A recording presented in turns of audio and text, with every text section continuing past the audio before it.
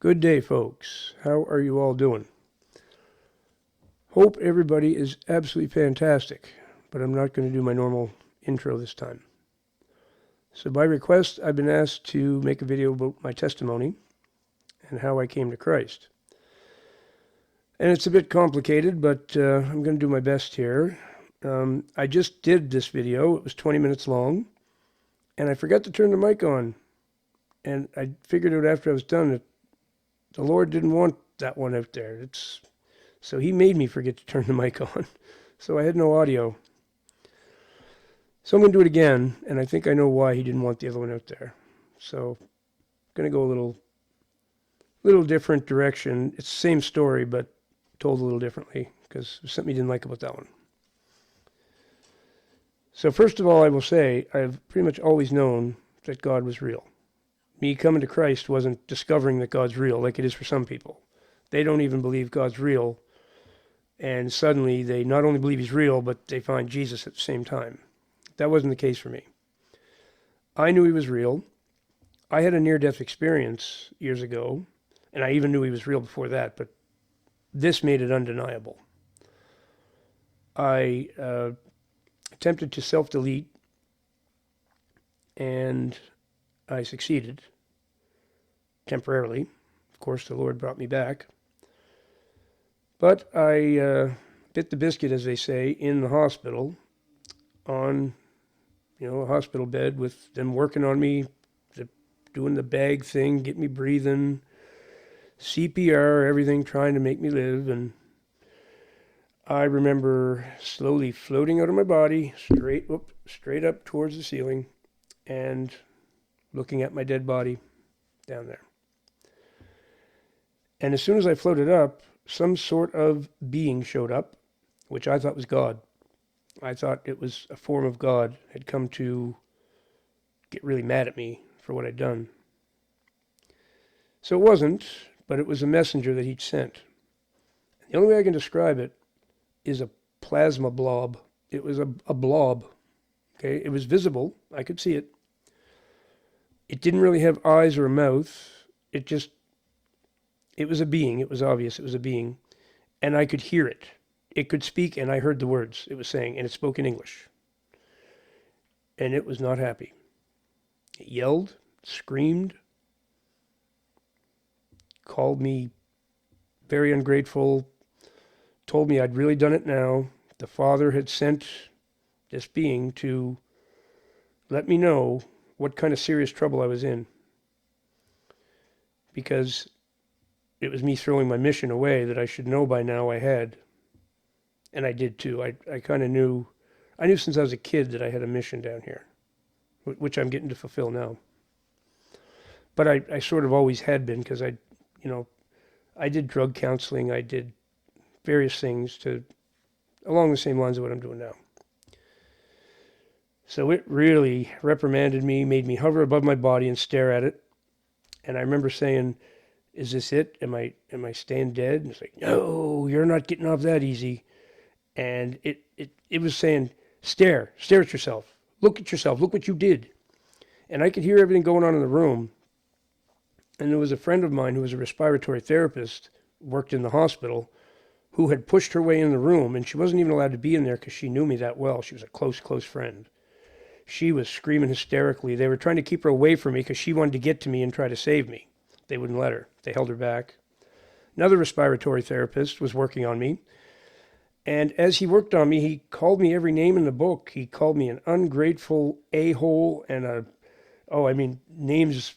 He even cursed and swore at me because he knew I had children and I was trying to take my own life.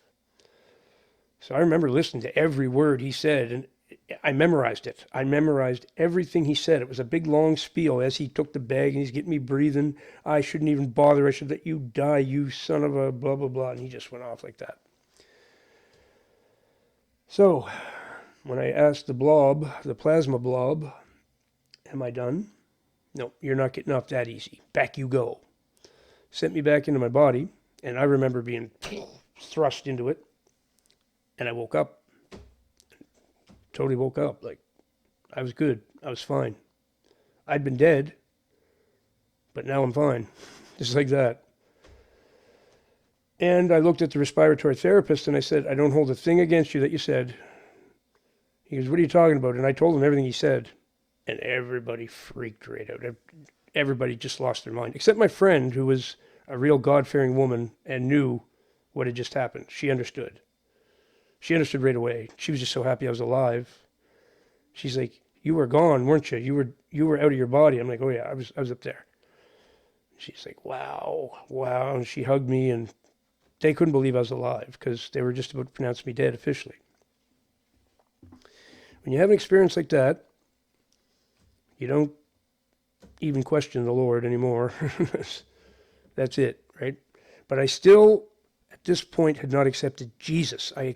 The Lord, yes, I knew, but I thought organized religions were all bogus, and it was all everybody's version of something that wasn't true, and the Lord was real, but these religions weren't. And to a degree, that is totally true. Like all of them, except for Christianity, are indeed bogus.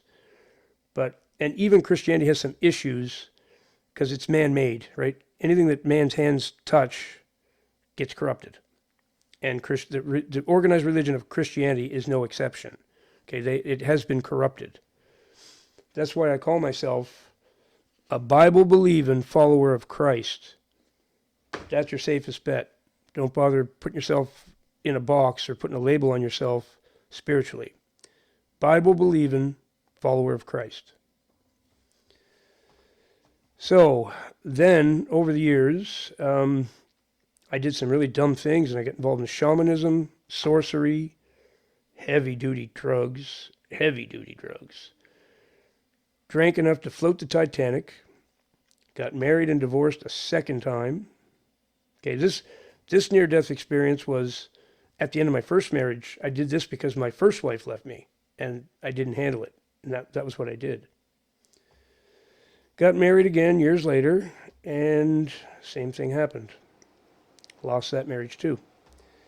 Went off the deep end again, and I'm not going to get into all the details of what happened. I mean, it was nights 3 a.m, pounding my fists on the floor and yelling at God with all I had, cursing and swearing at him and everything, like saying things to the Lord that I'm just very grateful he's forgiven me for. And he has. So I ended up in this house alone, and that's where I discovered I was anointed. And that's what I always say, the great Denza Most, because he's the one, even though he doesn't seem to be a follower of Jesus, he makes videos about chosen ones, okay? And even though he hasn't found Jesus yet, I know he's going to, and I know the Lord still approves of the things he does. He's the one who literally turned me around and said, you're anointed. Well, chosen one is the term he uses, but anointed one is the one I like. Wasn't for Denza Most, I don't know if I would have discovered that. I wouldn't have figured it out. So once I realized I was anointed, and the Lord was really speaking to me then, right? This is just a few years ago here, in this house, all by myself, and I spent a lot of time alone, 10 years isolated, and he started really giving me experiences, giving me spiritual experiences, giving me ability to know things about people. Like I could meet a stranger, and all of a sudden the Lord would talk to me, and then I'd look at the person and go, you're in serious pain. You just lost somebody. Somebody passed away. You're not handling it well. And they'd go, how did you know that? I'd be like, the Lord just told me. And it would blow their minds. Like the Lord was doing things like that to show me that I was meant to be very close to him, that I was meant to be receptive to his communication. So even though I was on drugs at this time, because I was devastated over a divorce, again, my second one, I was in this house on methamphetamine constantly for years. The Lord never gave up on me the whole time. He kept communicating with me in spite of the meth. Like he given me these spiritual experiences, which most people, he'll just cut them off when they're doing that. He didn't with me. And he started telling me that I had to find Jesus, because Jesus was the way to him. That was really the way to the Father, was, as Jesus said, there's no way to the Father except through me. And slowly I started to see that, because I didn't want to see that. I didn't want to go near any organized religion, period. But this was undeniable. This was undeniable. And I got to say, if it wasn't for YouTube, I don't know. That's why I ended up, making videos the way I do and spending so much time on here. Because I don't like technology. I don't like most platforms. But YouTube brought me to Christ, believe it or not. I can always thank YouTube for the rest of my life for that. If it wasn't for YouTube, I don't know how I would have discovered him. Through various channels, and Denzamos being the main one, talking with the anointed people, and blowing my mind with his accuracy. The way people say to me, they're like, dude, I can't even believe it. This was happening, and then your video, bang, right at the moment that was taking place. How is that possible? It's God. It's God. He did the same thing with Denzamos' videos with me. You need to know you're anointed. So when this happens in your life, I'm going to put his video up about that at the same exact moment. And that's what he was doing. Now, Denzamos, as I said, doesn't talk about Jesus. And I'm hoping and praying that he finds him. Because he does fine work, except for that. He needs to make that connection that all this is to do with Jesus. And he hasn't yet, but I know he will. I know the Lord's going to bring him to that.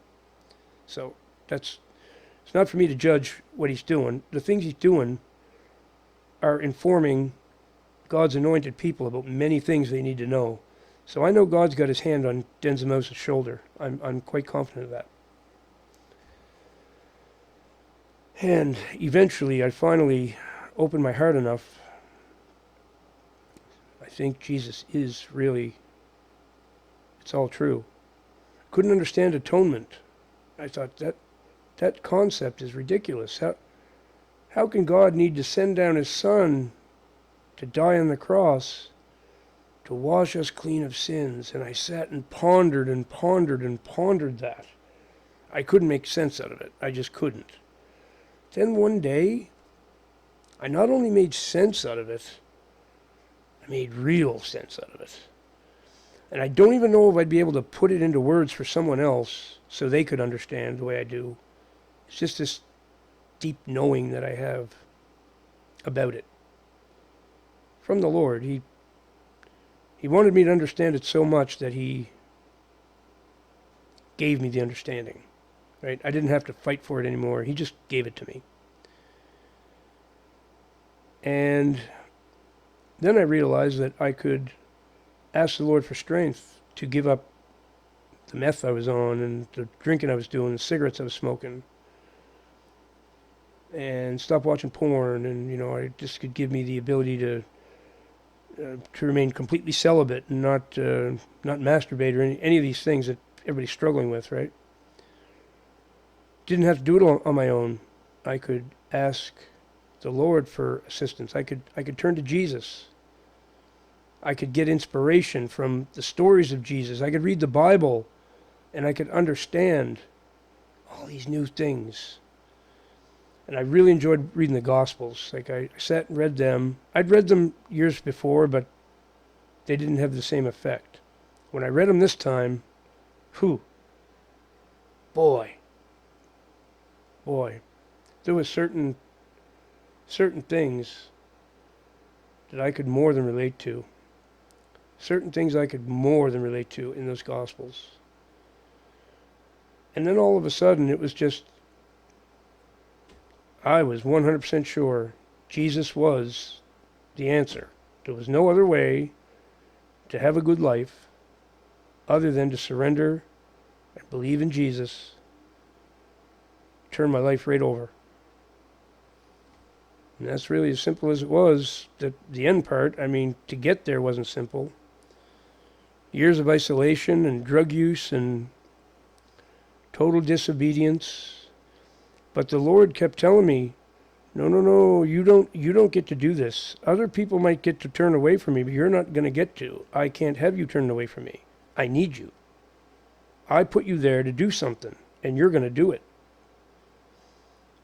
And I promise you, I'm not trying to make myself sound special above anybody. I'm not. I'm the same as everybody else.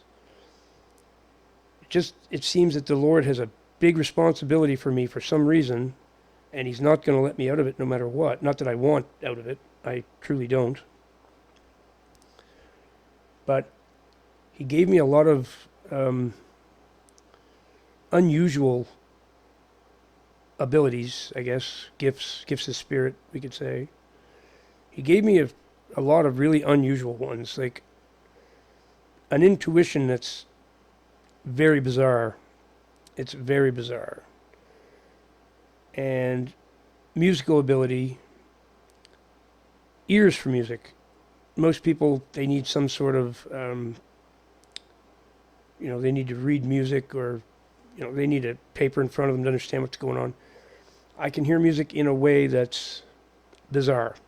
And then he started putting diagrams in midair that I could see, and layers of music, and like just weird stuff that I can't even explain to other people. They don't get what I'm saying.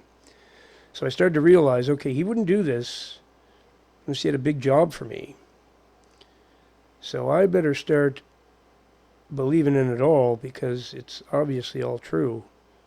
And it is, of course, as you all know.